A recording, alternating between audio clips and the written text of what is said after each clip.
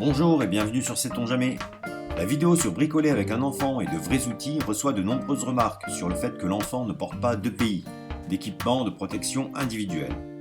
Pour les différentes manips effectuées au cours de ce bricolage, il ne s'agit pas d'un oubli de ma part. Au contraire, c'est un choix assumé car je privilégie la vigilance, la position du corps par rapport au plan de travail et surtout le placement des mains. Si mesurer, tracer et même percer ne présente aucun risque, la découpe à la scie sauteuse peut en effet poser quelques questions de sécurité. On m'a suggéré de lui mettre des gants, sauf qu'à ma connaissance, il n'existe pas en taille enfant de gants de travail autres que des gants de jardinage, et encore moins de gants anti-coupure qui résisteraient à la lame à bois d'une scie sauteuse en pleine action. On est d'accord que des gants trop grands, il n'y a rien de pire pour l'appréhension, et quand on manipule ce type d'outil, mieux vaut bien le tenir en main. En revanche, il aurait pu porter les gants qu'il utilise pour jardiner au moment du ponçage, on n'est jamais à l'abri de se prendre une écharde. Et puis c'est vrai qu'à la 7e minute, il aurait pu enfiler des chaussures, même si encore une fois, seules sont protectrices des chaussures de sécurité avec une coque métallique qui couvre les orteils. Malgré mes recherches, je n'en ai pas trouvé en dessous de la taille 34. Donc va pour pieds nus, mais fais attention à ne pas marcher sur une vis. Il existe tout de même des équipements de sécurité indispensables et adaptable à la taille d'un enfant. Quand il s'entraîne à devenir archéologue ou sculpteur sur pierre, qu'il martyrise une pierre avec son marteau et son burin, il a l'obligation de mettre ses lunettes de protection. Pas de branche, ça tient pas, mais un élastique qu'on peut ajuster à sa tête. Ses yeux sont ainsi protégés des éclats de pierre.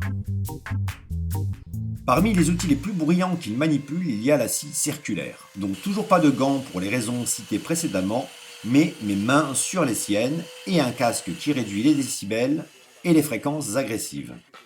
Petit aparté sur la disqueuse qui nécessite le port de gants, de lunettes et d'un casque, mais qui malgré sa poignée n'est pas du tout adapté à un enfant. Si on est amené à faire de la poussière, on porte un masque. L'actualité nous a montré que les enfants ont du mal à les supporter, alors on multiplie les pauses.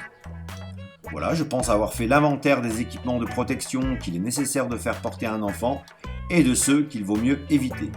Je vais donc conclure sur la pertinente remarque d'un abonné qui suggère de n'utiliser avec des enfants que des outils manuels. Finalement, c'est ce que mon fils fait lorsqu'on est en forêt, scie pliante, couteau, outils multifonctions, avec parfois certaines difficultés car ça demande de la force, de l'endurance et pas mal de volonté. Donc soit on adapte la section, soit on prend le relais. Mais c'est vrai qu'à la maison, on a tendance à se brancher. Ce qui n'empêche pas de sortir la chignole. Même si elle est bien plus lourde que la visseuse sur batterie, que l'enfant risque davantage de casser la mèche, c'est tellement un bel objet. Acheter 5 € dans un vide-grenier, le jour où il n'y a plus d'électricité, sait-on jamais, t'es bien content de l'avoir. Et puis il reste tous les autres outils qu'on actionne qu'à la force des mains et qui réclament toujours les mêmes tâtonnements et la même vigilance. Encore merci pour vos remarques constructives et à bientôt sur Sait-on jamais.